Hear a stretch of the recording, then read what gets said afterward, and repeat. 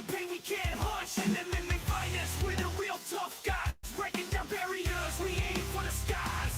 Into the octagon like a warrior I stand, slaying blows, taking hits as I command. The art of combat, I'm ready to go. Submission, knockout, that's how I flow. Unleashing the fury like an untamed beast, locked in a cage where strength is released. Striking precision, grappling with my golden octagon. The stage we ignite.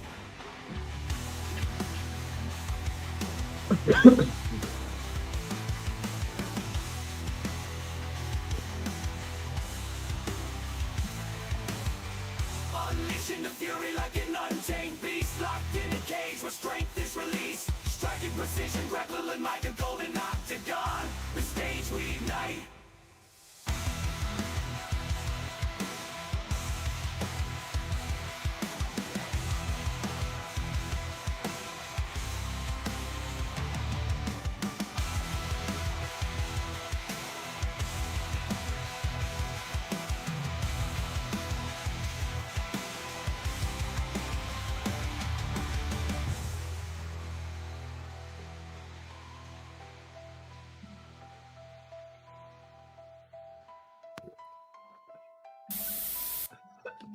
I'm laughing. And so we hard. are live.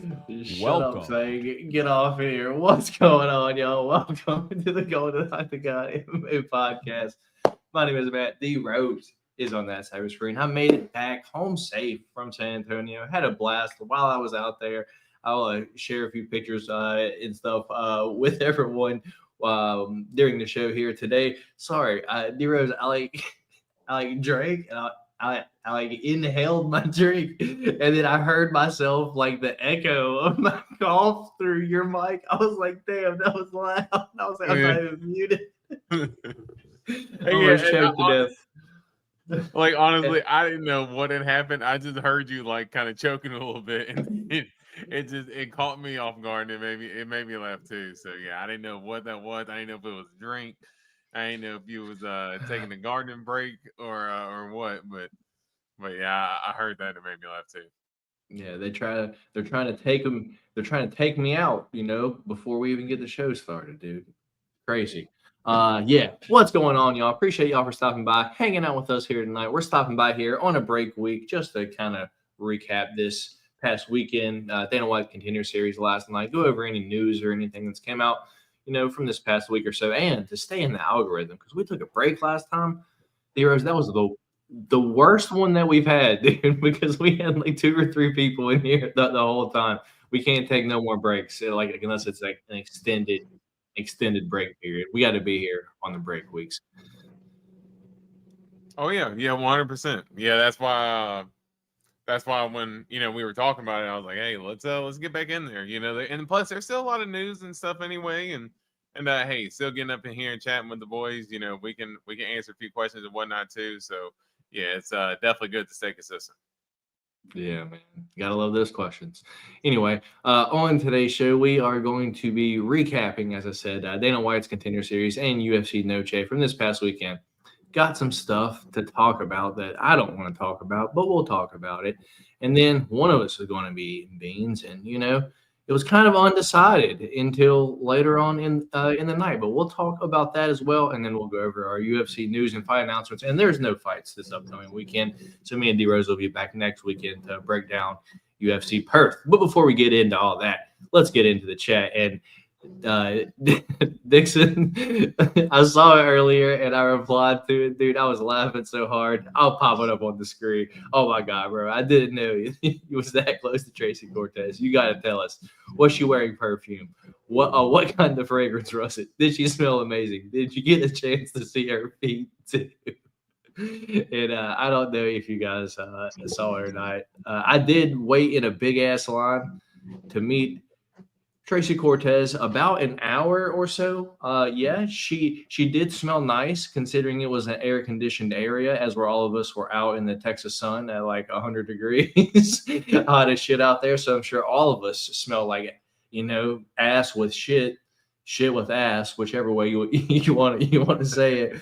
But yeah, she was super nice, dude. Probably one of the nicer fighters that I've met. Dude, she was so cool. But as you can see, Dixon, she is wearing full shoes there. She probably knows her fans at this point. They would just be staring at her dogs this whole time. So no dogs, Dixon. No dogs. I'm sorry, brother. But she did smell nice. She did smell nice. Anyway, no days off, says Antoine. And that is my response to Dixon. She definitely smelled nice. No dogs. Antoine let us know we got it home safe. Was it hot in San Antonio? It definitely was. I think it was an average of maybe 95 to 100 the whole time we were there. And it's September right now, so that's what I have to look forward to. Man, it's still there, brother. Why did it seem like the intro was longer? I don't know, Dave. That makes no sense. Heavy guard.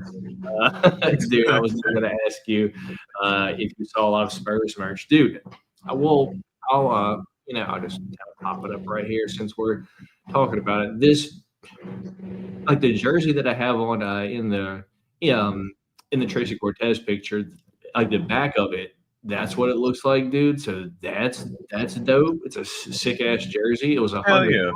It was $100, but it was still a cool ass shirt. And I'll full screen myself real quick. This one, I gotta get down. This one's pretty cool. It has Spurs on one side and then the Noche on the other side, and then the back has I don't know, some Spurs, San Antonio, UFC shit. They had a lot of cool merch there. Better than the previous Noche years as far as the area though. So because it was in the Spurs arena, dude, it was everything was kind of fucking the Spurs theme. So it was pretty cool. Just hit me when the looks so familiar. He looks like Tag 9. You know what? I'll take that. I'll take that. It's probably better than what you previously got, which was Bruno Silva that just continuously gets knocked out. And who knows else at this point. Yeah, I'll take Tag 9. He got a few bangers in there, so yeah. Let's go, boys. MMA in life. I'd love to know y'all's thoughts of the week of NFL Week 2 before we dive in. I'll let D-Rose talk about that. I didn't get to watch pretty much anything last week because I was, out and about and then on an airplane on Sunday. So I didn't get to watch anything this past week. I'll let D-Rose talk about it while I click through these. Yeah, no, for Dallas, no, it was absolutely terrible. A guy like Micah Parsons could really help Dallas's defense because that defense is just a leaky faucet. I mean, Russell Wilson looked like he was playing back in the Seattle days. I mean, I think it was his second best performance that he's had as a player. So yeah, just absolutely crazy. That defense, Dak, can't say anything bad about him so far, man. I know it's been 2 games, but man, I'm not gonna lie, he's been lights out. And the kicker, Brandon Aubrey, I need to get that jersey, man. 64-yard field goal and made it with ease.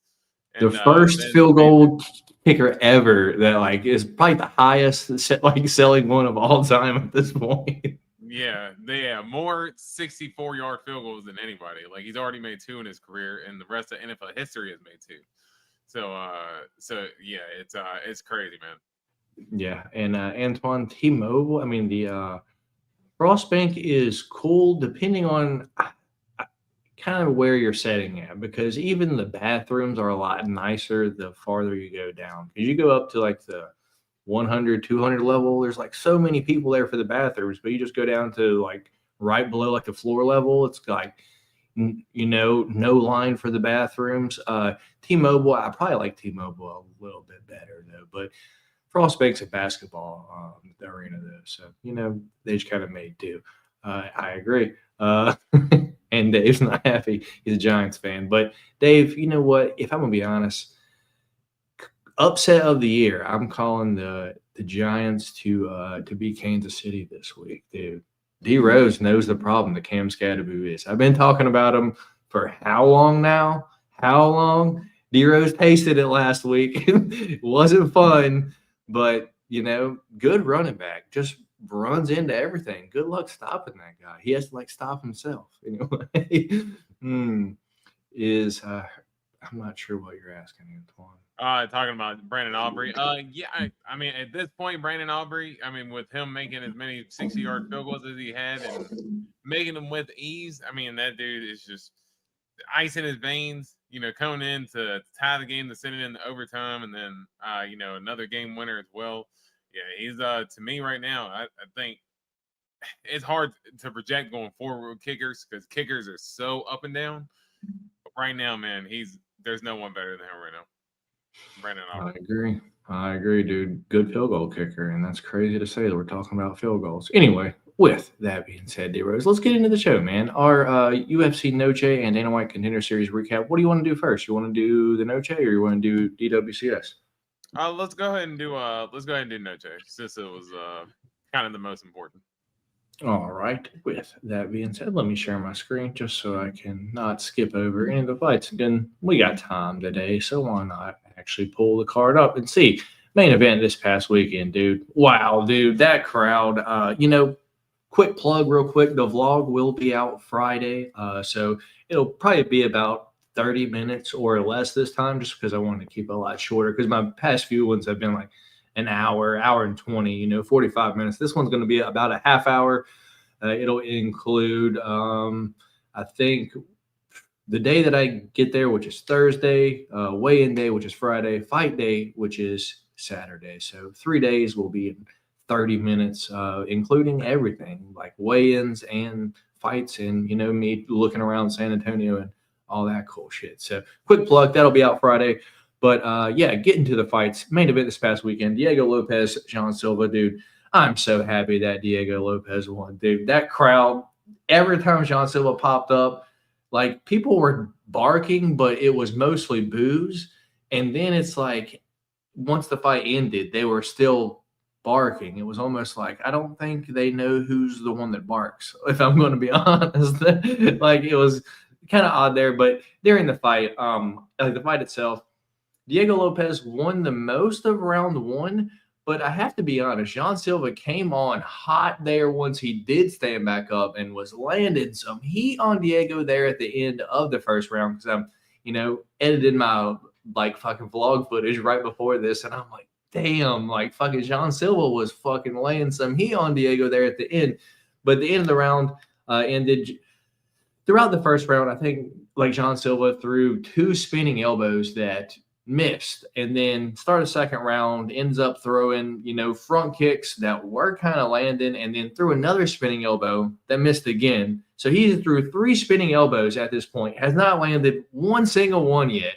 And, fast forward to the finish of the fight, John Silva's pressuring Diego Lopez because I think he might have hurt him just a little bit, and he rushes in, tries to throw this overhand, left hook, just whiffs Diego completely because Diego isn't there because he is currently spinning for his first spinning elbow of the fight that lands right on the side of John Silva's head, knocks him down, and then I have the actual finish footage in the vlog where he's just on top, just doing the ground and pound. So sick, dude. I was so happy that that Diego won, and so was the entire crowd. Haven't gone back to actually watch the fight itself on the TV yet to hear the crowd, but was it loud on the TV when the finish happened?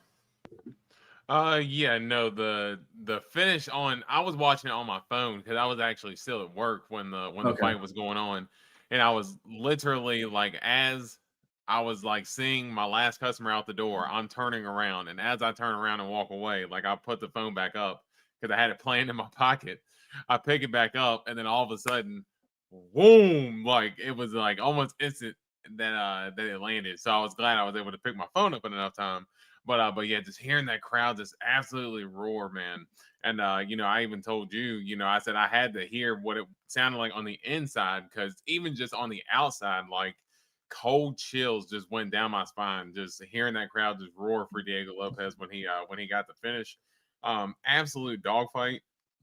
We both called it. I thought that first round kind of went how I thought the whole fight could go, to where if Diego Lopez got the fight down to the ground, that he could really do some damage. And as soon as he took advantage of John Silva doing that spin, like Valentina. Yeah, exactly. Yeah, got his back taken. Yep, Grasso and Lopez. So you're right. Maybe they pick up on something with that. That's key to their takedowns. Got the elbows off like crazy. Split John Silva up real bad. I mean, battered him with that ground and pound, man. So you could even said first round was a 10-8. I mean, with all the damage that Diego put on him. Now John Silva did have to get back in the second round. I actually did think he rocked Diego Lopez early on in the second round. It was kind of like the first time I'd ever seen like Diego Lopez kind of get like stumbled, but he still kept his composure.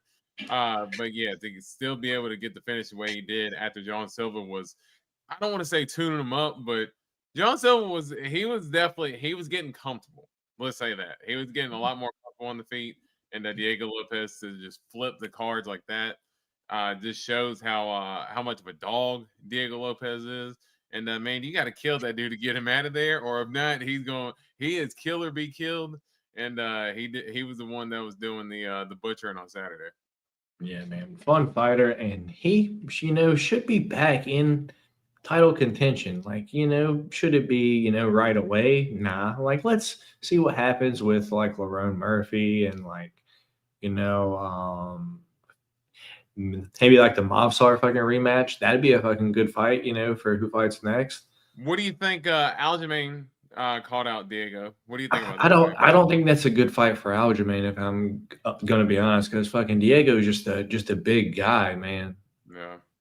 Yeah, no, I think so too. But he said that they train together, because I listened to Aljo on his podcast, and he said he thinks that Diego Lopez may have been sandbagging a little bit, but I guess in some of the wrestling exchanges that I guess Aljo said that he had some success there in some of their training sessions. So he thinks that there are things that he can take advantage of, which I personally would agree with you that I think that Diego Lopez would be a bad matchup.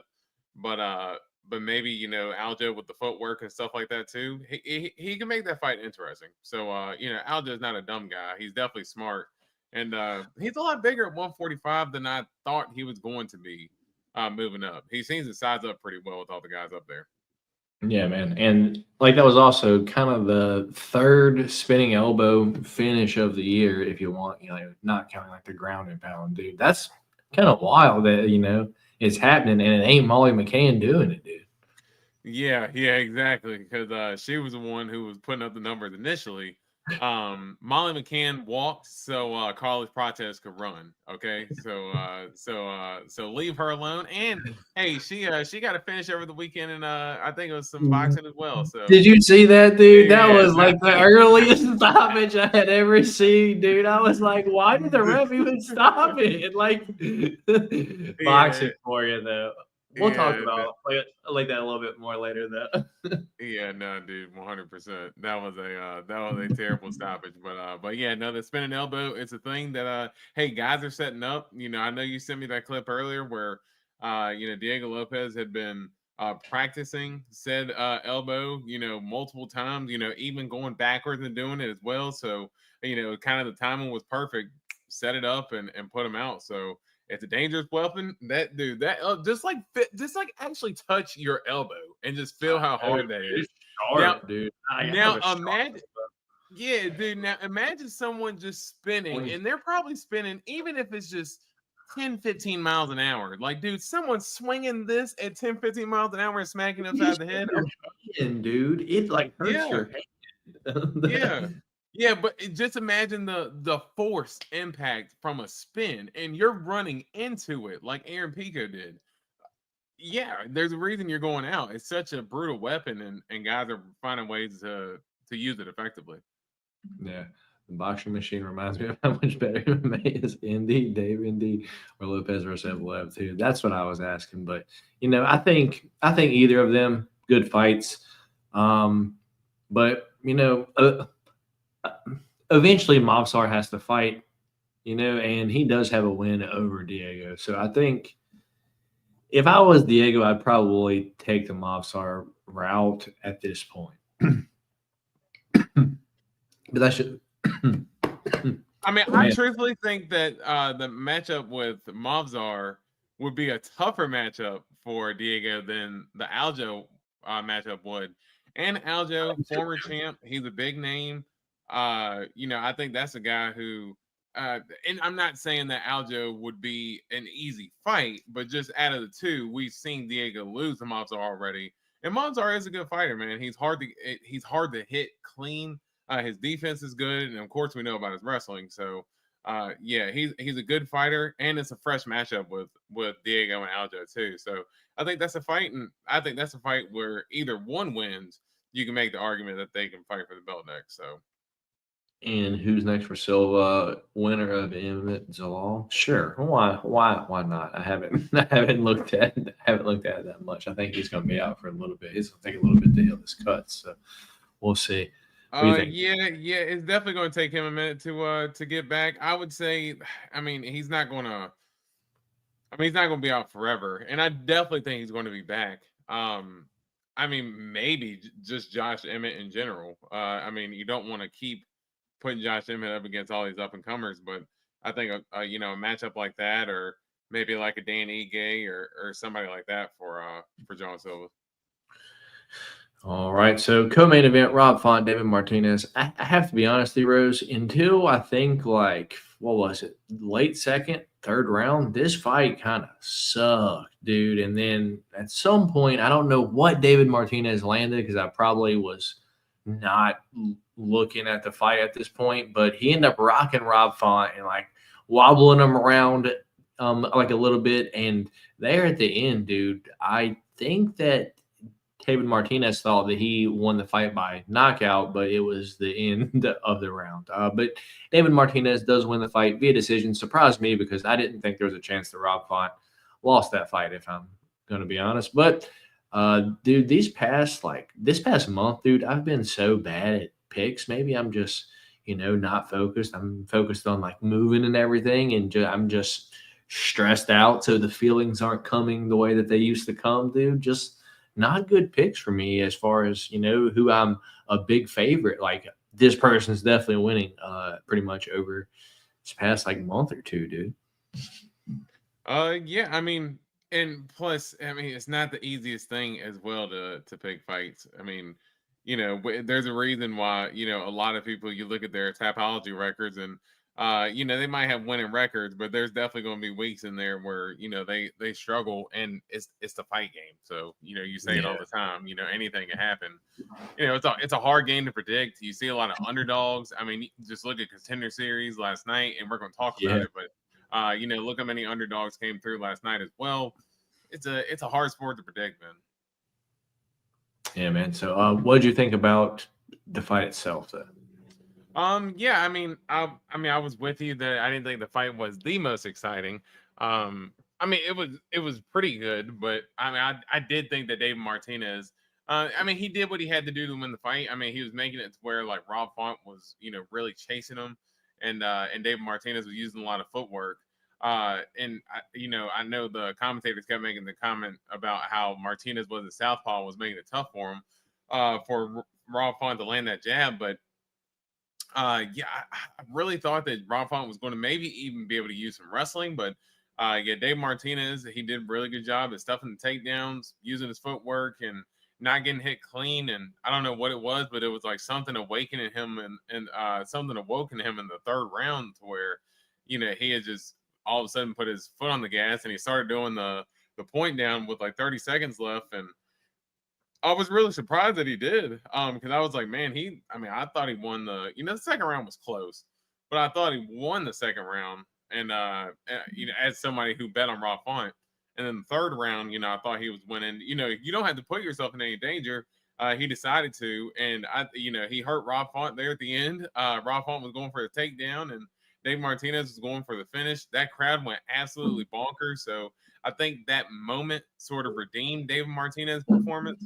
But I don't think he's going to catapult from this. I think there's a chance that he could still fight, because Rob Font was number 9. He's probably not going to get that number 9 ranking. He'll probably get 10, 11, somewhere around there. And I still think he'll fight 12, 13, something like that. I don't think they're going to throw him up just yet, because he's still pretty early on, man. And I don't know if he's quite ready for the top. Yeah, man. I agree. So moving on now, we have Rafa Garcia and Jared Gordon, dude. So if I'm going to be honest, I only remember the knockout of I like this fight. If you would have asked me when the knockout happened, I would have told you the first round. So maybe I wasn't paying attention the first 2 rounds of the fight, but Rafa Garcia ends up knocking out Jared Gordon in the third round. But I did see on today somewhere, well, I actually saw Jared Gordon in the airport checking out about to fly back to New York in San Antonio, but I wasn't going to bother him, dude. He had on his glasses and like you could just see the fucking like the bandages on his like fucking cheeks and shit. So I was like, let me not say what's up to him in the airport. Yeah, like you just feel bad for the fighters when like they lose, like especially like when you don't like hate them for any like like for any fucking reason or anything like that. But Rafa Garcia gets the third round knockout. I saw today though that Jared Gordon said that he got ran over. His foot ran over by a car on Saturday morning, I think, and then the car hit his knee, and then he went to the doctor, and he has a torn like MCL and a few broken foot bones where the car ran over his foot and knee on Saturday, man. Before the fight, apparently. What's your thoughts on that whole situation, and then what's your thoughts on the fight?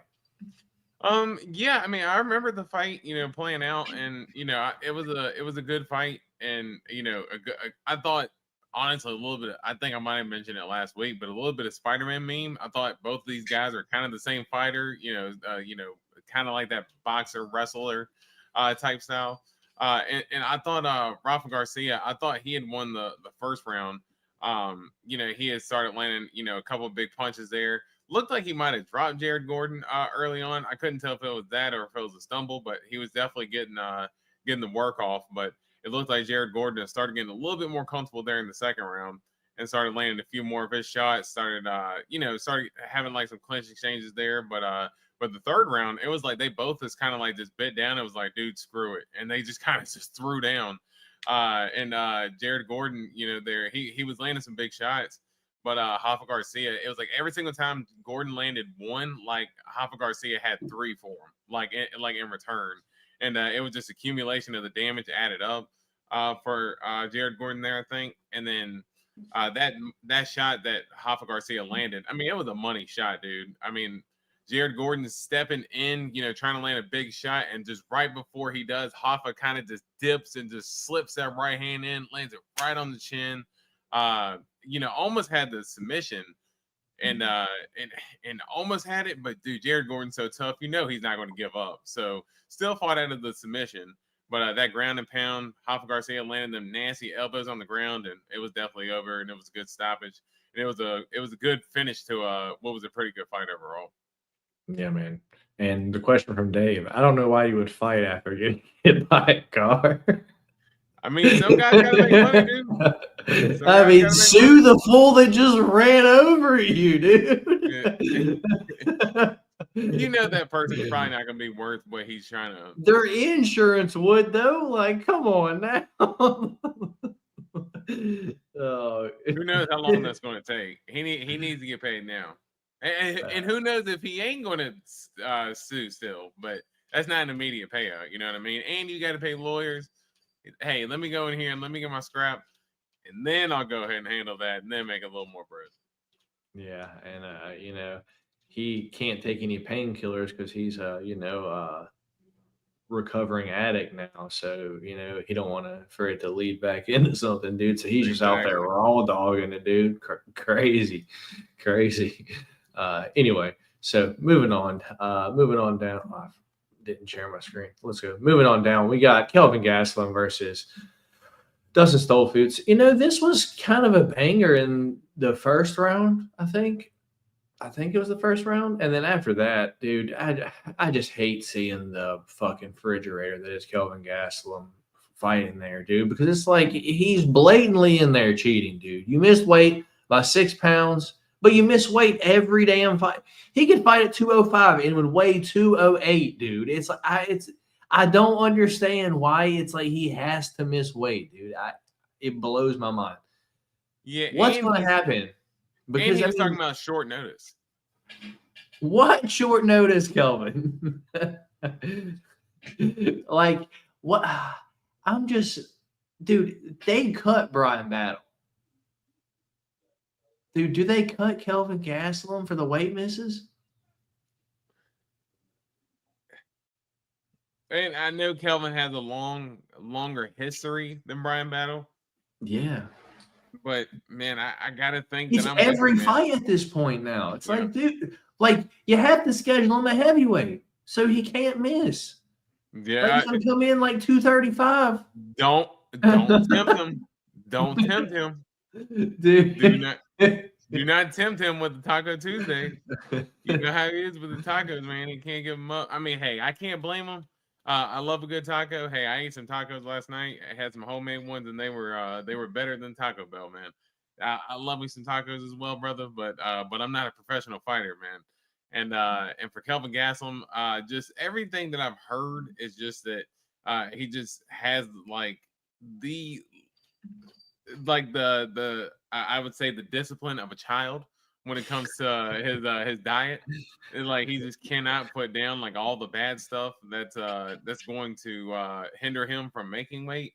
And I'm not the most perfect person. Look, I love my sweets. I love my fatty foods Heroes, and I stuff weigh, like that. I am probably like 4 inches taller than Kelvin, and I weigh less right now after eating all the food in San Antonio that I wanted to eat, plus more than he weighed on on Friday morning, dude. He's a big strong boy. He's a big strong boy.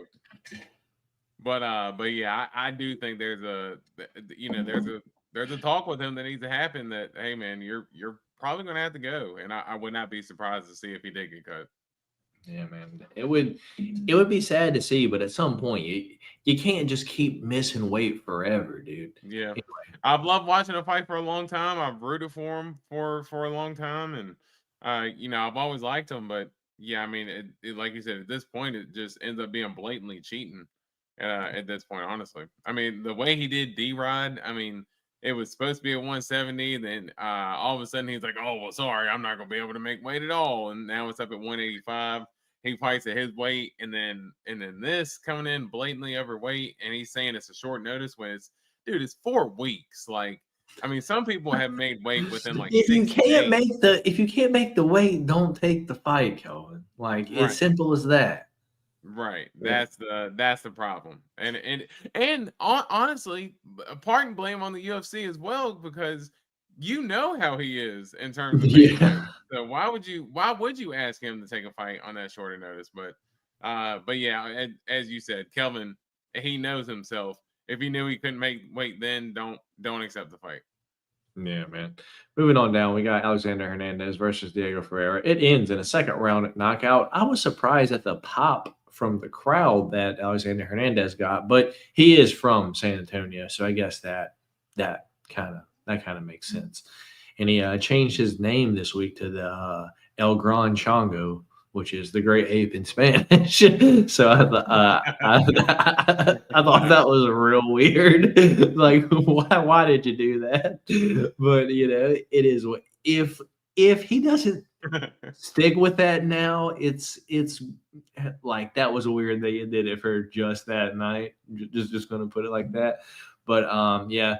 My fiance was sad because she was going for Diego Ferreira. He is training out of her like hometown, so she goes for him. But I notoriously hate on him, so I was glad when he got knocked out. But anyway, what's your thoughts? Yeah, Dude, the whole crowd went nuts though, and she's like, "Oh no." 2 Texas guys, man. So I guess the crowd probably would have been happy either way. Even obviously CDF is Brazilian, but training out of Texas, I'm sure they would have been happy either way. So, but yeah, I didn't realize Hernandez was from there, so it makes sense. But what's that nickname? Say it one more time. El Gran Chongo, which is the great ape. That is hilarious, dude. Yeah, that is dude. nah, What I'm was not gonna lie, funnier was hearing Bruce Buffer say it. Yeah. Yeah, no, I'm not gonna lie. I came in like kind of like halfway through the first round because, as I said, I was at work. So yeah, I did not hear the announcement. So that's hilarious. But yeah, dude, and Hernandez having a good year so far, man. What they said, 3 wins, having 2 knockouts, against 2, what we consider good fighters, a good prospect and Chase Hooper, and a good veteran and CDF is Carlos Diego Ferreira. Whoa. Yeah, I know that's your guy, man. I know that's your guy, but no, that's a good win because I mean we haven't seen CDF put out cold like that since honestly I think Dustin Poirier. Like he got finished by Gamrot, but I think Gamrot That was like broke one of knees his to the ribs body. with it was the knees to the body. I think he like broke his rib in the clinch or something like that. But yeah, we hadn't seen him put out cold like that in a while. And for Hernandez to do that against a guy like CDF, man, that's a good win for Hernandez. And way to put himself in good position. I like the call out too for him to call out Michael Chandler. I mean, that's like that's kind of like the perfect fight for both of them. I would say, where Chandler is at, but of course, Hernandez is not quite big enough name to where I think Michael Chandler is going to take that fight. Michael Chandler's still trying to call it McGregor, which that's another story, but that's a McGregor. dude. He said there's a bigger chance now than what there ever was of that fight happening. Like he said he's not chasing that fight, but I guess he's saying there's still a pretty good possibility it happens. But anyway, Alex Hernandez had a awesome win, and for him going forward, he can fight anybody, and I'd be tuning in to watch. Yeah, man, I agree. So moving on down, we have one of the fun ones, dude. UFC newcomer Santiago Border Boy Luna and Quang Lee, dude.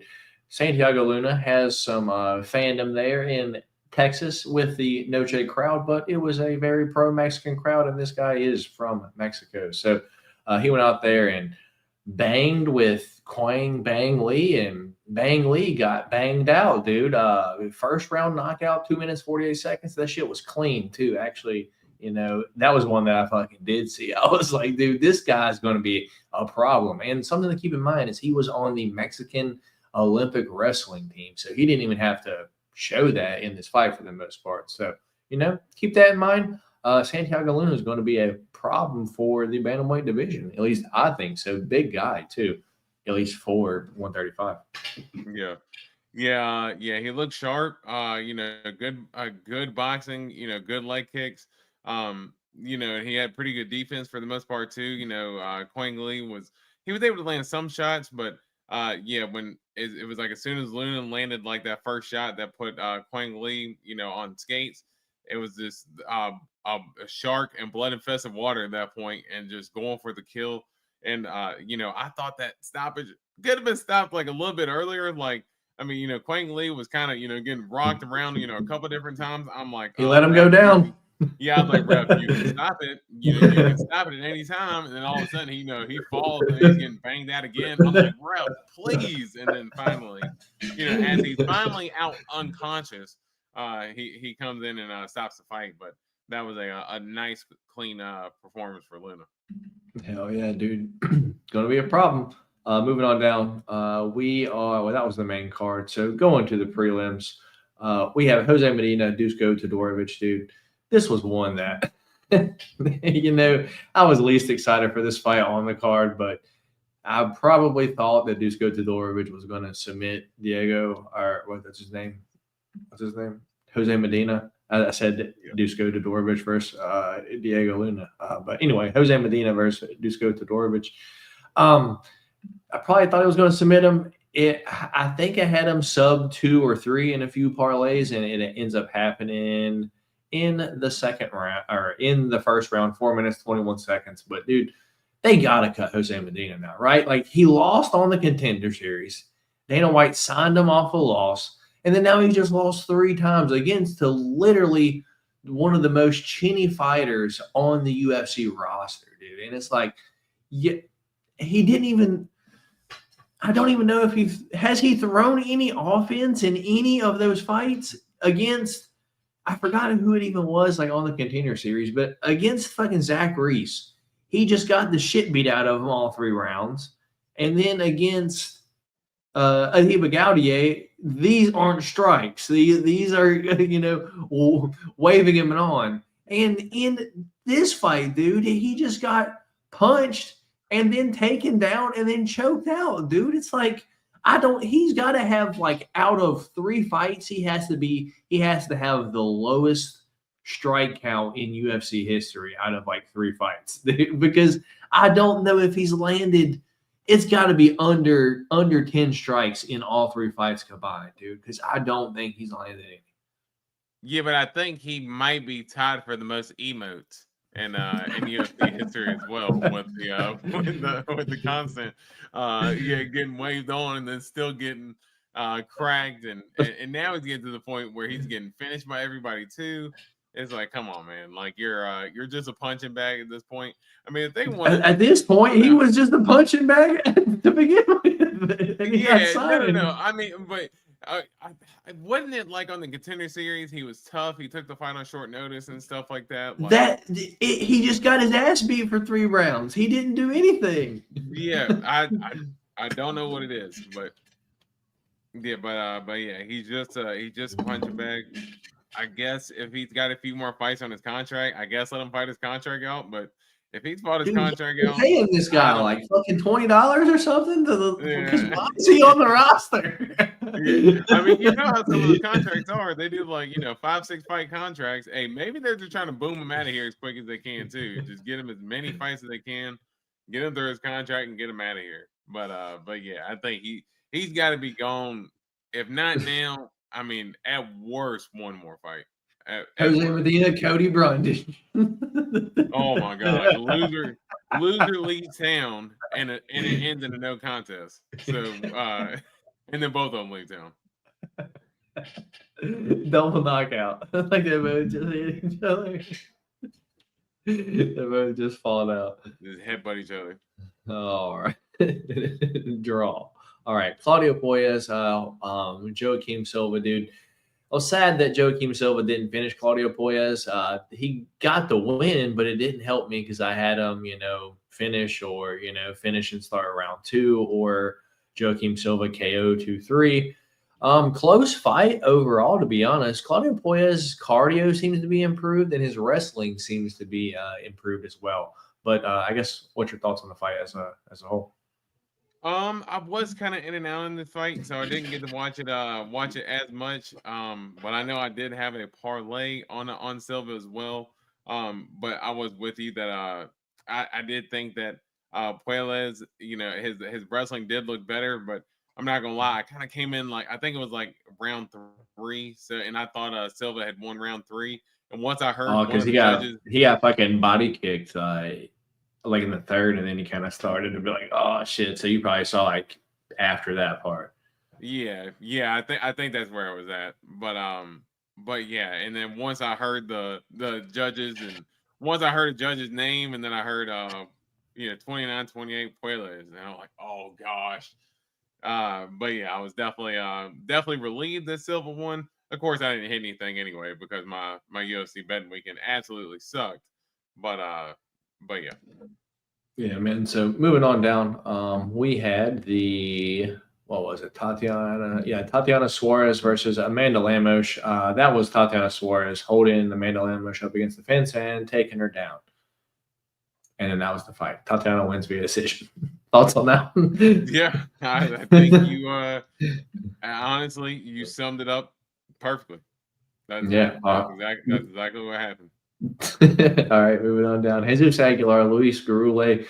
Jesus Aguilar wins via decision, just being the quicker guy on the feet, touching Luis Gurule up. Did he drop him too, like at one point in the fight? I don't remember him dropping him, but I just remember him just, as you said, just speed was just the biggest thing that I noticed. And for me, I had picked Jesus Aguilar going into the fight. I had a good feeling just because his wrestling's pretty good too, man. And I know Luis Gurule can wrestle pretty well, but every time I've ever seen somebody try to wrestle Jesus Aguilar, I mean, they're they're usually in for a handful. I mean, he's not the best guy in the world, but a lot of these like newcomers kind of coming in, if they're not quite prepared, he's got some pretty good experience against some good guys in the UFC so far, and he's fared out pretty well. So yeah, Jesus Aguilar is a pretty solid fighter, and I thought it was a clean win for him. Fair enough. Moving on down to what was included in our pick champs this week, but ended up being a no contest at 51 seconds of the first round. Ends by a mean nut shot, dude. I guess from the TV, let me know your thoughts and opinions of what happened, and just let me have it, dude. I mean, for me, I will say that I thought, did it look like it landed? Of course, it looked like it landed. Did I think it was going to be anything to where Cedric Dumas is getting stretchered out of the arena for?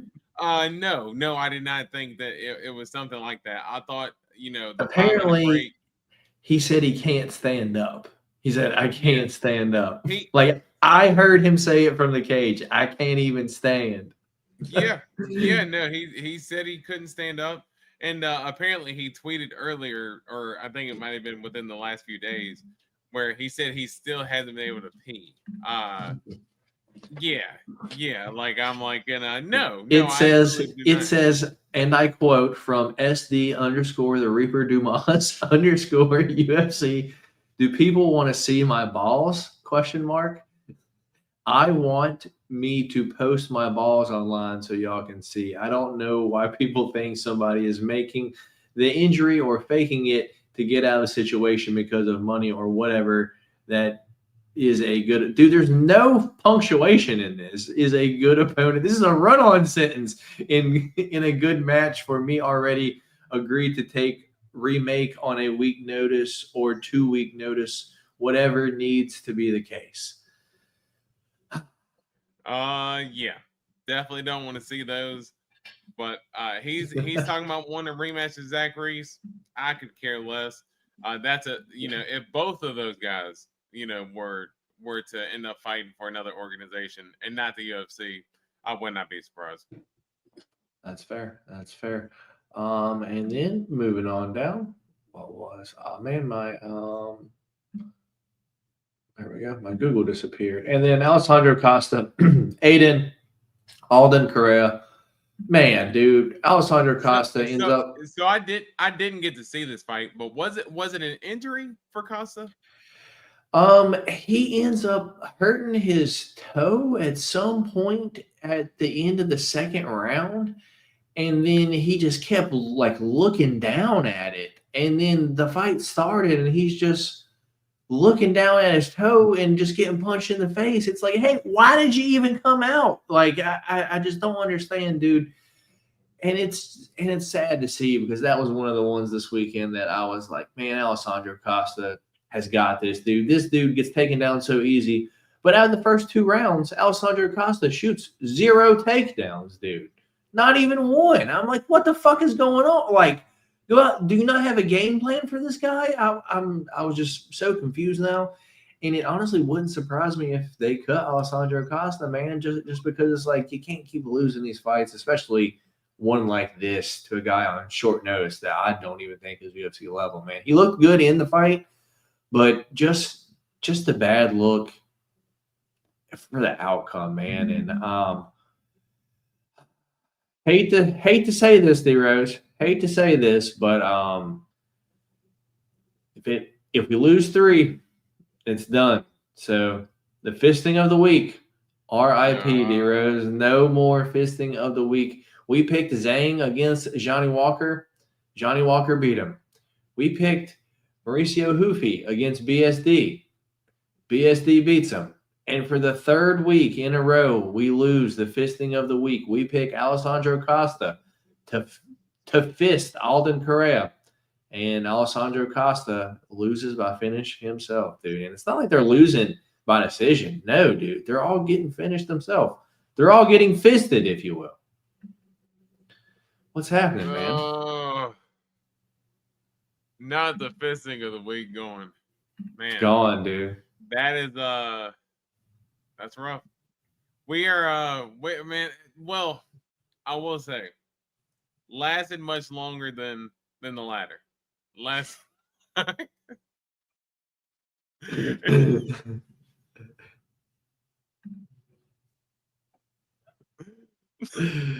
Izzy was minus 675 going 700.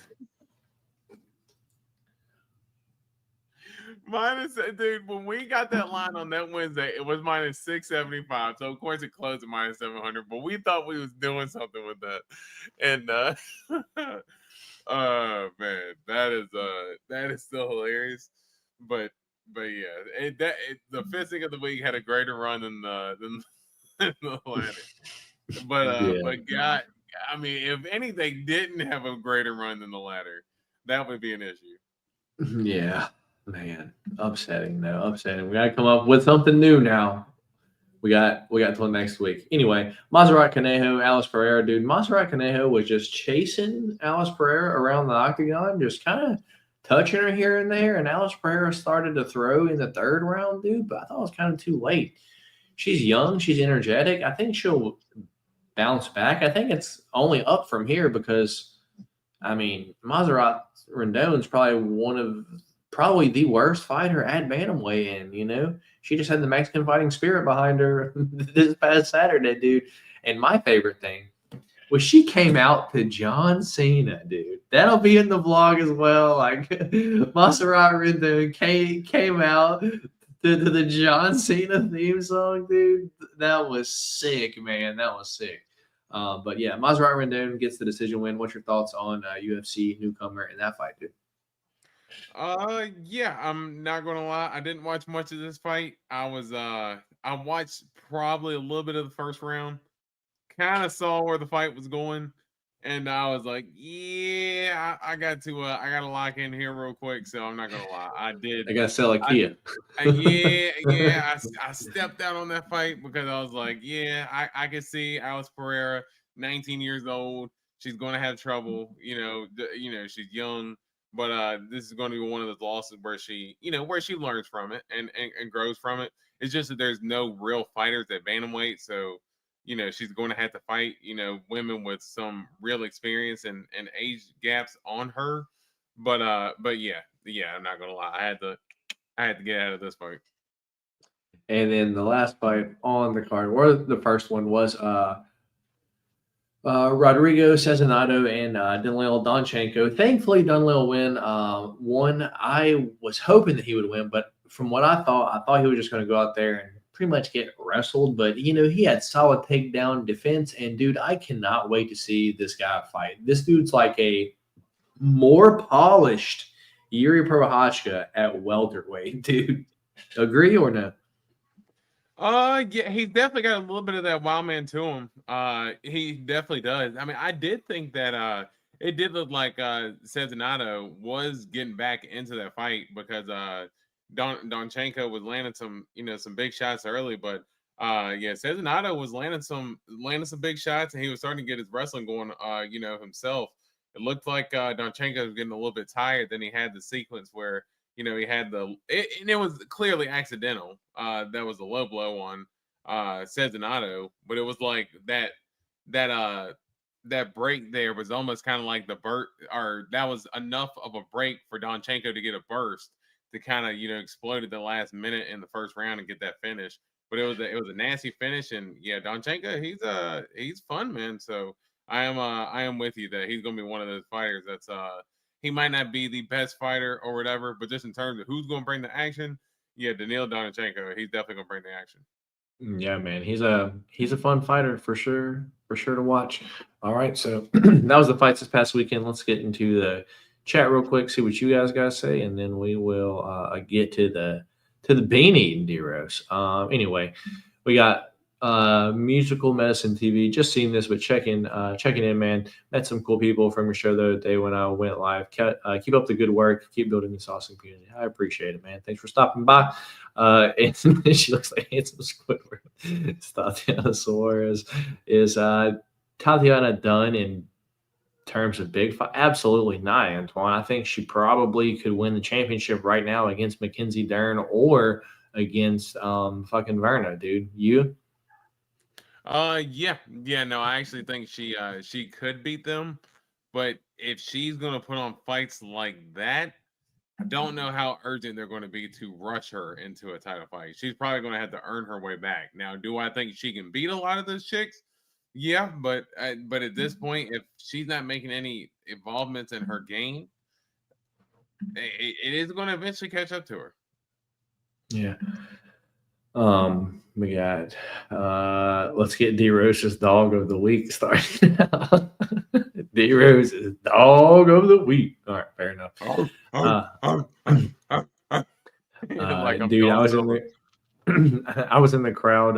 That night was wild. I see why you mentioned Rodolfo's sold it because he has no reaction. Oh, he's answering his question. Fair enough. All right. What do you rate as the car as a whole from a consumer?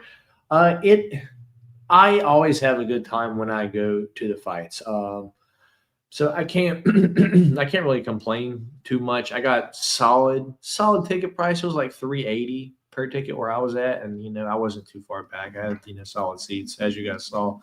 But I always love to go to the fights, but I always try to go on the Noche like events just because it's like a themed, and dude, UFC puts so much into that event every single year, dude. They got like like the mariachi, like the weigh-ins. They got like the custom fight kits, like the ring card girls. They're all fucking different. Like the UFC actually kind of cares about fucking like this event. So like I just like to go to that one, but I can't hate on it, man. I just wish I could win some money when I go to one of these events, dude, because I spend so much going to them. I would like to get some of it back, from being right, but I'm just wrong, dude. I'm just wrong.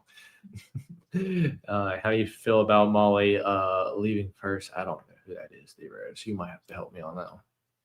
Honestly, I haven't watched First Take probably 7-8 years or so. Yeah, I checked that on them a while ago. All right. So Dana White Contender Series last night. This is kind of how I looked at it. First fight of the night was a dude that was, I think, he was a heavy wrestler, but I personally would have liked to have seen the guy that got knocked out in the UFC more through those first 2 rounds, but then he ended up getting knocked out in the 3rd round. I forgot the second one, third one. Let's see what happened. I do remember the the big Asian guy that was like tattooed that was walking forward like this.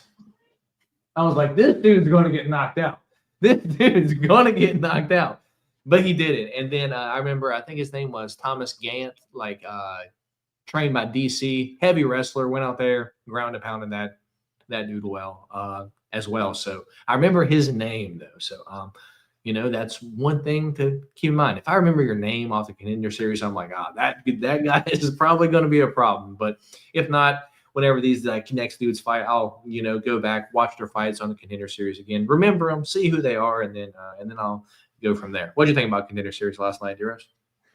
Yeah, no, I thought it was a good night. I thought the first fight was a good fight. It was Cody Kompachek. Oh, because their name kind of sounds the same, but it doesn't spell the same. Right, yeah, it's like Kompachek. Yeah, like you would think it was like Chumvachek. No, like the other dudes like also kind of sounds the same too. Yeah, it's like you Chegbu. Yeah.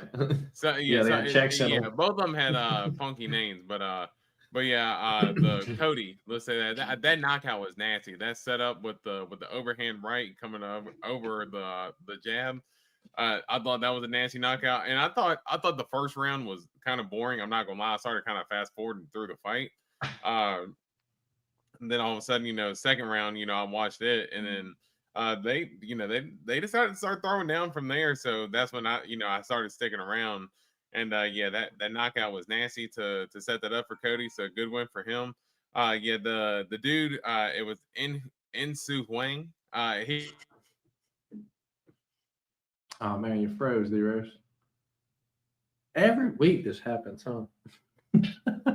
Just D-Rose's face right now. She's like, was chin up. I was with. all right, Oh, can you hear hold me? on. Hold on. All right, yeah, now you're back. Now I Okay. can see it. Okay. Yeah. I thought I lost it for a second, but we here. But yeah, that fight was kind of boring. So I didn't really care about that one.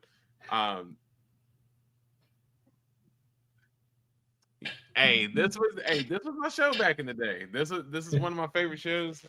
He and Yusuke here.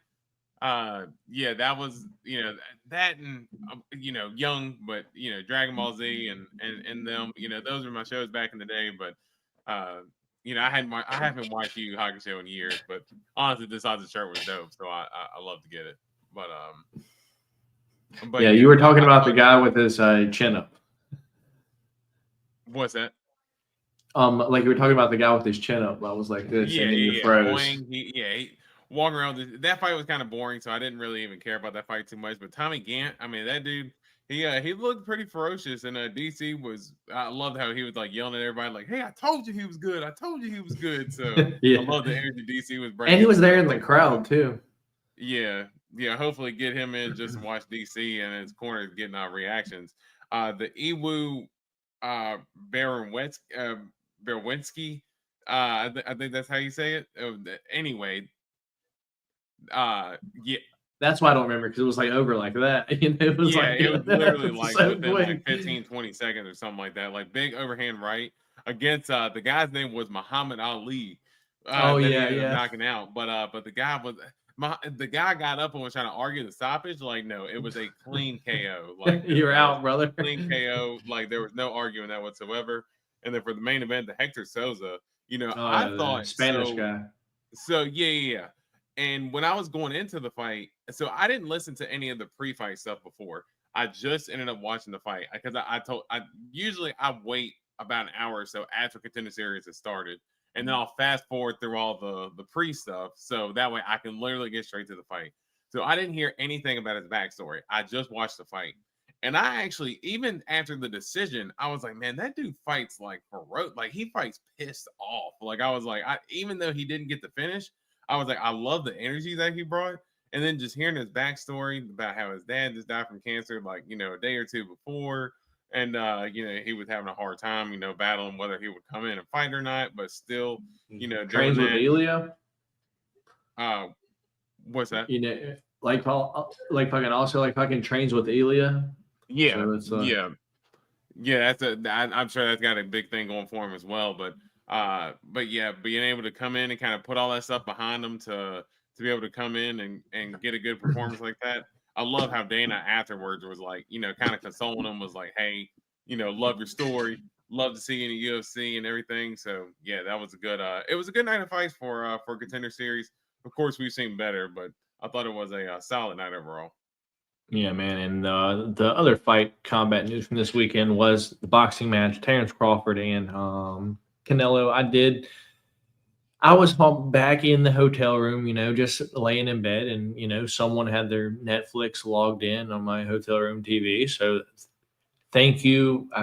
I forgot her name. Joy, I think was the Netflix account on the TV. So thanks, Joy, for letting me use your Netflix account. But yeah, I watched that whole fight. I actually watched the end of the one before the Callum Walsh fight, and then I wanted to go get food before the Callum Walsh fight, but she was like, "No, let's just watch these two fights first." And I'm like, "You're kidding," because the walkout for the main's going to take like 20, 30 minutes. Like we can go get tacos and come back. So we actually end up leaving about halfway through the Callum Walsh fight. And we got back and it had just ended, dude. Like boxing takes so long, man. It's like, what the hell?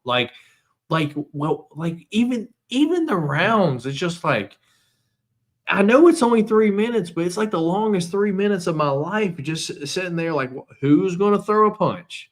Is anyone going to throw a punch, dude? And, after watching these fights this past weekend on the TV, it just makes me appreciate MMA so much more, dude. Like that you know, some fights are ass, but at least every fight isn't ass like boxing.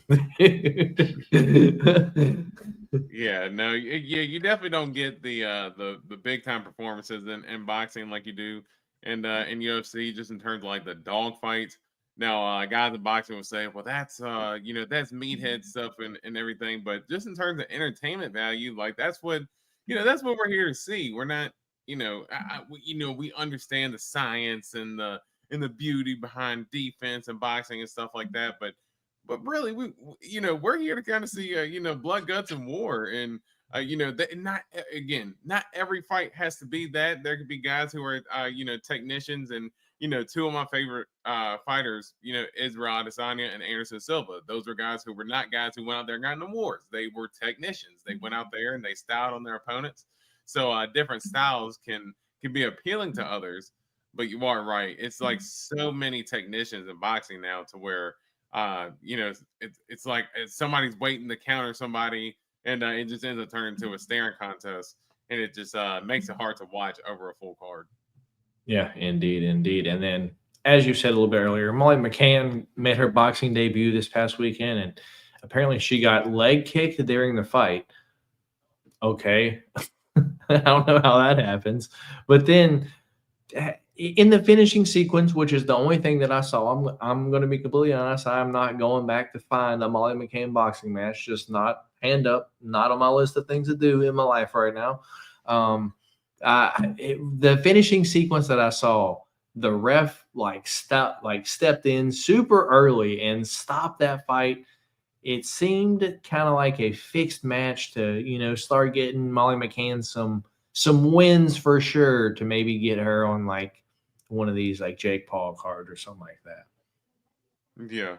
Yeah, you can maybe get her on one of those cards. I was going to say one more point about the Canelo and Crawford fight as well, was that when I was watching that fight, because the fight waited so long to air, like the fight actually didn't happen until like a little after 1 a.m. I fell asleep in like the middle of I think it was like at the end of the third, and I think I woke up like in the 11th, and that's because I heard like the crowd, or I think it might have been at the end of the 10th. I think I heard the bell go off, and I watched the last 2 rounds, but I ended up falling asleep during the fight just because the fight took so long to get to, that I was actually excited for the fight because I was excited and I won some money off Bud Crawford. So I'm not even mad about that part. But it took so long getting to the main event that it was like, dude, it was hard for people to even stay awake at that point. So yeah, I was struggling with that, and that's the only thing with boxing that sucked for Crawford, because I thought it was a big moment for Crawford. Just at a late time of night where it's gonna be hard for me to stay awake. Even me being a UFC fan, that would be hard for me to stay awake that late. But yeah, I do think that Molly, bad stoppage in that fight, not even going to lie. But it looked like that girl that she was fighting, kind of a can to begin with. So probably wasn't a bad stoppage, because I'm sure that Molly probably could have just kept hurting her for the rest of the fight. So looked like the girl was out of her league to begin with. So good to see Molly get back on track. Yeah, man. And Antoine wants to know who wins a boxing match between Ilya and Terrence. I don't like seeing our guys go fight boxing. Like, it's a whole different sport, man. Like, they've been doing that their whole life. Like we've seen what happens when people cross over. I don't want to see it no more. Dave said me and you both at the same time, and Antoine's, that's not a real question, right? All right, D-Rose. Yeah, Crawford might finish Ilya. Like, that's how good of a boxer Crawford is. So yeah, so just a little recap real quick. Me and D-Rose recapped Noche this past weekend. I was in San Antonio. For any of you that missed it, I did get to meet Tracy Cortez. That was cool. I did meet Chiwiwis as well. That was dumb. Dude, he acts so cocky, like he's like so like hot shit, dude. And like he fucking reached for a handshake. He put his hand out for a handshake, right? I shook his hand and he like dead fished me, dude. I was like, you don't put your hand out for a handshake and then not even give someone a fucking decent handshake. And probably uglier in person than what he is on the TV, dude. What's your thoughts there, man? Man, that's it's not too surprising to hear, to be honest, that he seems to be a little bit cocky. I mean, he is young. He's probably getting told he's the man in all the circles that he's in and stuff like that. So, but I honestly thought it was weird that, he was supposed to fight Rob Font and ended up pulling out of the fight due to an injury, but he's there as a guest fighter. Just didn't. I mean, not to say that he can't do that, but doesn't it seem weird that he's at the event that he couldn't attend to fight because he was injured? Just, I don't know. It just, some of it just seemed weird. Yeah, man. So just so you know, Tracy Cortez does look better than Mr. Chihuahuas. And a guy named Cam came up to me at the event and said, "Hey, man, I watch your YouTube." And we grabbed a picture real quick, kind of forced him into it. I don't really think he wanted to, but shout out Cam if you're out there and you see this, man. Thanks for stopping to take the picture, man. Yeah, man. So you held the poor man hostage. I guess so. I don't know. I was a little tipsy, man. I had a few drinks at that point. Anyway, the Latino Rocky Dennis. All right. All right, D-Rose. Well, what's next is, since our fisting of the week is dead, some of us got to eat some beans this weekend. And our different picks for this past weekend were Cezinado versus Donchenko, Dumas versus Reese, Garule versus Aguilar, Luna versus Lee, Carlos Diego Ferreira versus Alex Hernandez, and Garcia. Rafa Garcia versus Jared Gordon. But we didn't pick from all of those. But I did get to pick, though. And the three that we picked were Cedricos Dumas versus Zach Reese, Luis Garule and Jesus Aguilar, and Alexander Hernandez versus Diego Ferreira. So, with that being said, we are 1-1 tied, but Cedricos Dumas and Zach Reese fell out. So, we are tied at 1-1. But thankfully, I asked D-Rose, hey, because, Cedricos Dumas is fighting this weekend, and it's in the Pig Champ. What's our backup? And we settled on Diego Luna? Diego Luna versus Quang Bang Lee. So D-Rose, different fights this weekend were Luis Garule versus Jesus Aguilar, Luna versus Lee, and Alexander Hernandez versus Carlos Diego Ferreira, where I went Luis Garule, Luna, and Hernandez. And you went Aguilar, Lee, and CDF. So I went 2 of the 3, D-Rose, which means you are back to eating beans this week, buddy boy. Wait a minute. I thought the backup fight was only for if there was anything due to a point. Nah, dog. It was a no contest, no outcome. You lose 2 of the 3. Don't be trying to pull out of this shit when you talked me into it. You talked me into bringing this shit back, and then you ain't even trying to eat them now. Get out of it. That's why we have a backup. Outcome. Why do we pull a backup? Why do we pick a backup? For a pullout. We've seen that before. We haven't had a no contest. The rules were not laid out clearly on that. I think we should let Dave decide. Let's let Dave decide.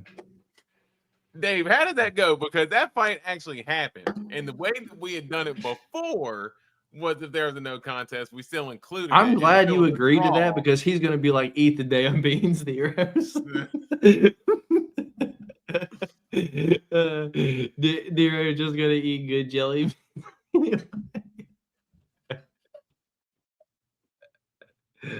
Oh, that's my crazy. goodness. That's crazy. How y'all gonna do that to me? D-Rose lost fair and square. That's why we had the backup. Don't try to play that. That's why we pulled the backup. That was never established. We pull the backup for weight misses, fights not happening, or no outcome like headbutts, no contest, shit like that. That's why the backup is there. All the Mexicans want. Indeed. It smells a little fishy with this. It's It's the system against me. It's the system against me. I see oh my goodness, get out of here. It's see time how to it fuck up the perfect bean with dirty dishwater. Eat the beans. You know, The you know people what? want the I'm beans. with Re. I'm with him. It should be a draw, and we both end up doing it. I'm with I him. don't see him say it's a draw. Where you say it's a draw? Because I don't see him say it's we went 1-0-1. Yeah, I he's ain't saying e- he's nah, saying we both dog. should do I it. won this week fair and square. Don't be trying to pull that bullshit. It ain't like we just had 3 fights and then one fell off and it's an actual draw. Like there were plenty of fights to choose from. D-Rose, I'm hold with on. him. Let me pull up the bean bop. I gotta pull up the bean bop, man. I'm with you. Let me get my bag. He It's a wasn't red ready for it. He wasn't ready for it. Oh, it's a red Hell one? Does that no. mean Band-Aid? Band-Aid? It is red. Oh, shit. No, I'm not ready for this. Full screen rose. Feedback. Ah, you bastard. I hate all of you. Let it be pomegranate, man, just because y'all playing like some hoes.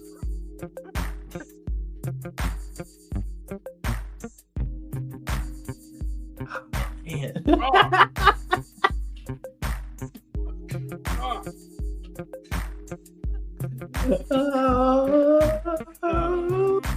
Gotta stir it up.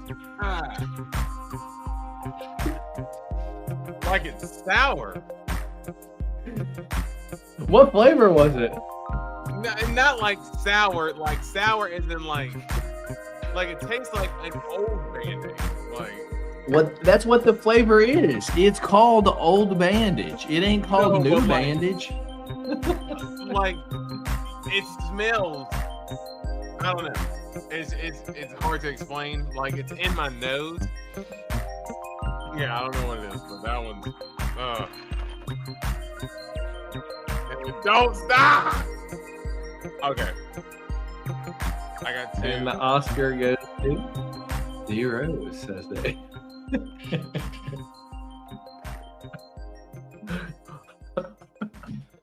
Ah. What Okay. flavor? Oh, there's 2. You know what? This is either Tutti Frutti or Stinky Socks.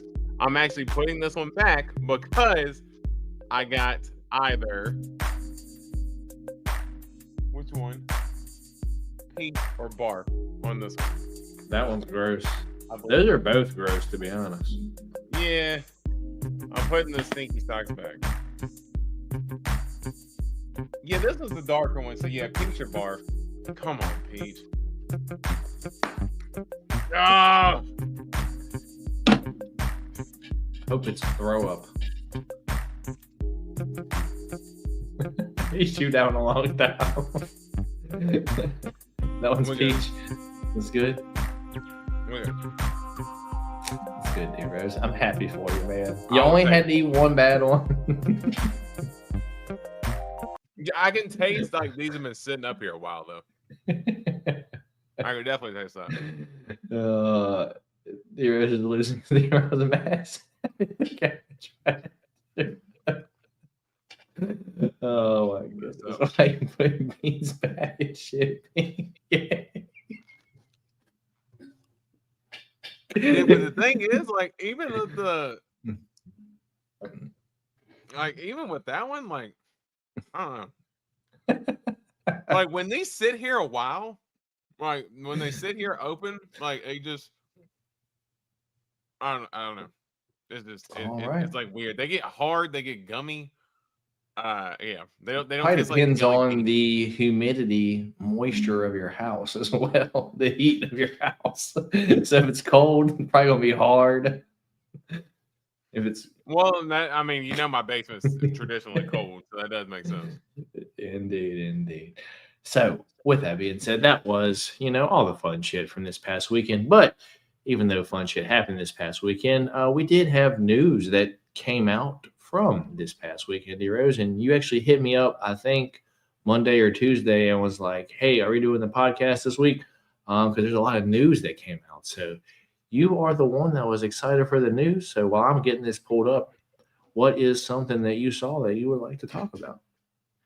I know one of them for sure is, the pullout of, Fluffy Hernandez. I think that was a fight that all of us was really looking forward to. And I Mhm. saw where Paulo Costa was, sharing tweets about how he was trying to get the fight with RDR. And I initially thought that Costa was just kind of doing his dumb stuff, just his dumb antics, trying to get a fight. And no, he was serious, but he wanted the fight to be 3 rounds and not 5. So and then all of a sudden it was breaking news that Fluffy came out and admitted that he's definitely going to have to pull out of the fight, and Brendan Allen's going to step in and take the fight against RDR. RDR, that dude's a machine. For him to have taken as Mhm. many fights as he has within this short amount of time, sucks that Fluffy couldn't take the fight, but I think I still think Fluffy goes in and gets one more win. I think he's fighting for the title next, regardless of who he goes up against. And I think for RDR, potentially the easier fight, because I just think Brendan Allen, while he's a good fighter, makes bad IQ decisions in some of his fights. I think that can play into RDR's hands, especially when it comes to pressing that cardio and pressure late. So I still think RDR gets the job done, but I think this will still be a good fight. Yeah, and just the size of the guy, dude. Just a huge guy. Yeah, 100%. But I just hate to see Fluffy get taken out because you wanted to see how their grappling styles would have, gone back and forth against one another, and really wanted to see Fluffy kind of make his case as being the next guy up. Yeah, man. Let's see what Homo fights got posted. Anything new here? Just recap. Oh, do you see that Brian Battle got signed to the PFL, man? Yeah. Yeah, I saw where someone had made a comment. I think it was Josh Thompson made the comment on how Brian Battle might have like missed weight on purpose in the UFC so he could get cut, so he could go to the PFL and make that type of money because he wasn't going to make that money in the UFC. I was like, I mean, that's a long roundabout way to get you to a That's lot what bigger Kelvin's been paycheck. trying to do the past 3 years now. Yeah, maybe. I'm not quite sure, but hey, shout out to Brian Battle for getting that, and I don't know how well he's going to fare out because I mean the PFL does have good fighters, and their middleweight division is actually pretty tough, with a lot of good fighters in there. So Brian Battle, it's not going Dagestanis, to be. right? What's that? Like they got some Dagestanis there. Yeah, a couple of Dagestanis. Yeah, Leon Edwards brothers there as well. Yeah, they got some guys up at 185 that's going to make it tough for him. So it's not going to be easy fights, but yeah, if he's getting paid like that, shoot, I definitely can't blame him. Gotcha. All right, let's see what else we got. We got Hobo Cop taking on Roman Happylov. This is going to be November 15th, UFC 322. That's a pretty solid fight. Both fighters, lost their past couple now, yeah. Yeah. I think this is a good fight. I think Hobo Cop he got that last win against Jack Hermanson. Putting him Oh, out yeah, cold. yeah. And, yeah, putting him out cold, and that last unnecessary hit when Jack Hermanson literally out cold for like 5 seconds before he hits him with that last punch. But I think honestly, the way Kapilov has fought in his last few fights, yeah, especially like the way he fought against Costa, like I don't know, he just went in that fight very timid. I think there's a chance that Hobocop might be a pretty big favorite going into that fight. And if he's not, I'm going to be betting on him. And I yeah, know he's on the if fucking no he's got bet. plus Dude, money I know beside his name, he's on the no if bet he's a list, though, favorite, D-Rose. I can't. He's on the no bet yeah, if list. he's a favorite, there's no way I'm going to. But if he's got, especially if he's got a +2 in front of his I don't think it gets that high. But if he's a +2 something dog to Roman Kapilov, I'm putting money on that because I think his style can work well against Roman Kapilov. Yeah, just with the takedowns, dude. Just body lock takedowns. He's Yeah, pretty solid takedowns. with that. It just pressure boxing. Just take away the Mhm. kicking range from him. And Roman Kapilov has good hands, but when you can take away that kicking space, his hands tend to struggle, and that's where Gregory Rodriguez can really shine in the pocket. Antoine wants to know. Let's see here, Antoine. Who would you guys fight in the UFC for fame and exposure for the PF or exposure? Well, let me restart this. Who would you guys fight in the UFC for the fame and exposure or PFL for the money? Give me Carla Esparza, dude. I'm fucking taking her out, dude. She don't want these problems, brother. What about you, dear? I think the question is more asking, would we want to fight in the UFC for the fame and notoriety, or to fight in the PFL for not naming an opponent, but which Oh, organization man. would I thought he was would we asking me rather who I would in? fight. Dude, I would take out Carla so easy, dude. Yeah, no, 100%. Well, I mean, for me, I might have to get like Alice Pereira, or somebody like that. Maybe Give no, me former no, champ. no. Give me I'll go former one champ better, man. Nico Montano. No. I'll go one better, man. Give me Shauna Bannon. Give me Shauna Bannon, and I'm dude. Why I oughta.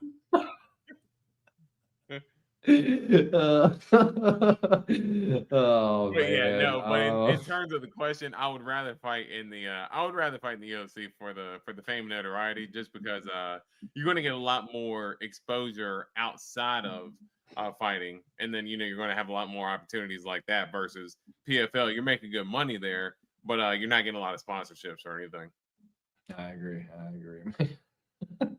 Man, I thought he was asking me who I wanted to fight, dude. About to fucking fight Tisha Torres. Yeah. Let's see what else we got here. We already knew this. And did we cover this last week? No, this is only 2 days ago. We got GM3 versus Kyle Dawkins, dude. UFC 322 in NYC, November 15th. So also on the same card, dude. I was so wrong against Kyle Dawkins in his last fight, but I mean, was that Michel Pereira selling us out again? Is he going to be, retired on a boat, in the near future? Or was this the resurgence of, Kyle Dawkins here? I mean, because GM3, let's not pretend like he's the most durable guy at this point. He just got knocked out by, the Oshejuk, like a month ago, 2 months ago, Yeah. something like that. Yeah, I think this is a bad matchup for Mearshart, especially like you said, getting knocked out so quickly like he did. And I'm just going to be honest, GM3 looked pretty lifeless in that fight as well. Just really struggled performance before he got clipped. So I think I think even before it would have been a good matchup for Kyle Dawkins. Now, if GM3, obviously, if he gets the fight down to the ground, that's a different game, because I do think that GM3 does have a much better ground game than Dawkins, but yeah, Mearshart just has not looked the same, especially in that last fight. Yeah, dude. And I had the same question as Antoine does. Why so quick, man? Like you got knocked out in what, like late August? You're gonna come back mid-November already, dude? He's got some checks to collect. I think he's I don't know if he's got a whole bunch of kids, but I do remember him saying that he's got a family to feed and stuff too. So hey, he's got a job to do. He's got to get to the money, and only way he does is fight. So Yeah, man. All right. Let's see what else we got here. We've got Sergey Spivak versus Shamil Gaziev, also UFC 3.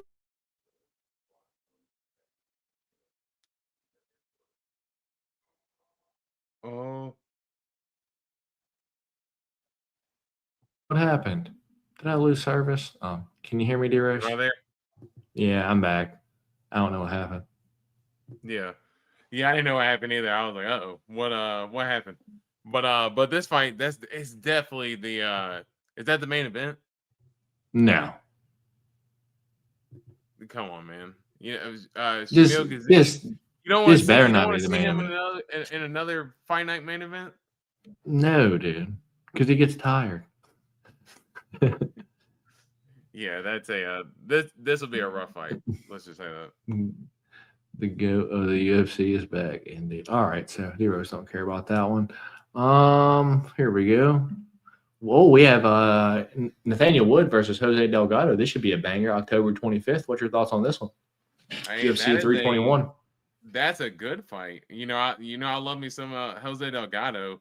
Seems Mhm. like a pretty quick jump up for him though, to get somebody like Nathaniel Wood, who Nathaniel Wood, he's been in the UFC for a little bit now and got some good experience against some good fighters down at bantamweight and up at featherweight so far. So that's a tough fight for Delgado because Delgado's gone in and blown a lot of guys away.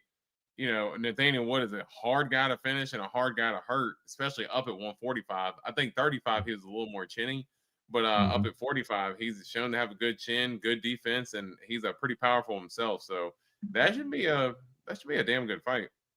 I agree.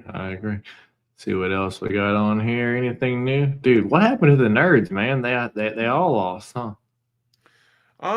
Everybody's saying exposed and fraud checked. I and mean, all not this stuff, exposed. but I mean, like they're fighting good fighters, but it's just like, Yeah. man, they just all lose like back to back like that.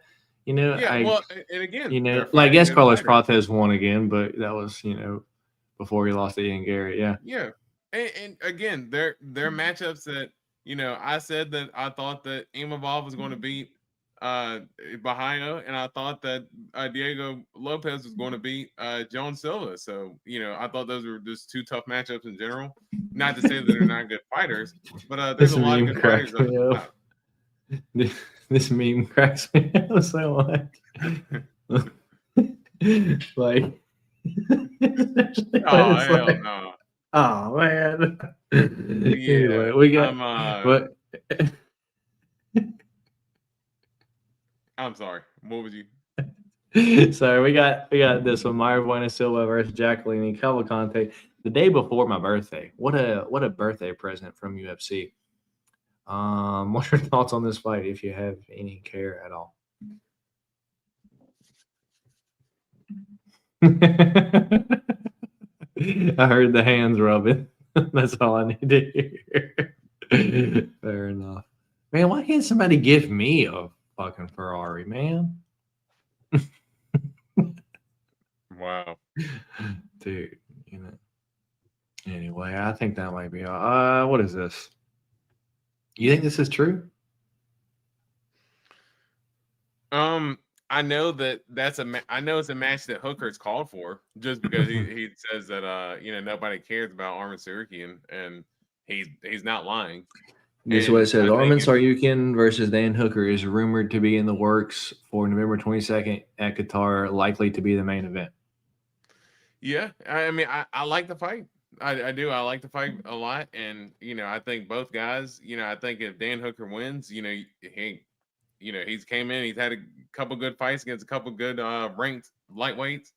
Beating Mateusz Gamrot, beating Jalen Turner, beating Arman Tsarukyan. These are three really good fighters. I think that's something that could potentially earn him a title shot. Yeah, I like the fight. And Arman Tsarukyan, he needs to get back in good graces with the UFC. Obviously the UFC is pretty ticked off at him since the pullout. So this is a good way to get back into good graces. Go in here and get a good performance against somebody like Dan Hooker, and you're right back in the title shot. So good fight. Indeed. If it happens. Indeed. I agree. And I don't know if we talked about this one. Probably Song Yadong versus Suga, UFC 323 in the works. I think we did talk about that one, dude. I don't know if dude, why not give like Suga like Henry Cejudo or like Cody Garbrandt or some fucking shit like that? Like, give me one of those fights instead of Song Yadong. That's how I feel. Anyway. Yeah, I was gonna say we did talk about it, but yeah, he I heard Sugar come out and talk about it, and he said it kind of, not really true, but he said if the UFC was calling for it, basically he'd be down for it, but it's nothing that's like actually been in talks with him about. I got you. Okay, well that's cool. Hopefully it's Cody Garbrandt or Henry Cejudo that he fights next. I want to see him. Go see him crush somebody. But anyway. And then, but it sucks because Ely versus Arman is the best fight in the division. Well, maybe we can see it one day, Antoine. Like, what happens to Patty if his chin gets blasted? And that's a big if, though, because Scouses don't get knocked out. All right, D-Rose. Anything before we get out of here, man? No. I think we pretty much wrapped it up. Like I said, staying consistent, keeping it going, and hey, next week, what is it? Is it Perth next week? Perth, yeah, Perth next week. We got all those fights. That's a banger of a card too. So yeah, I'll be excited for those fights coming up next week. So I'm we'll excited be for the here. main event. Yeah, we'll be here giving you our predictions and keep this thing going. So Hell yeah, man. As D Rose said, we'll be here next week to give y'all our thoughts, picks, and opinions on UFC Perth. Keep an eye out Friday for the UFC Noche fight vlog that I filmed this past weekend. Just been editing these past few days, and that will go up Friday. So keep an eye out for that. But until then, y'all stay safe out there. Ain't no fights to bet on this weekend, so I don't have to tell y'all, don't be betting on fist fights because at the end of the day, anything can happen. But there's football, so y'all stay safe on that out there as well because it's crazy. It's crazy. With that being said, my name is Matt D Rose on that side of the screen. We appreciate you for stopping by here, hanging out with us on the Golden Octagon here today. Hit that thumbs up button if y'all haven't already, and then we will catch you guys next week. Peace.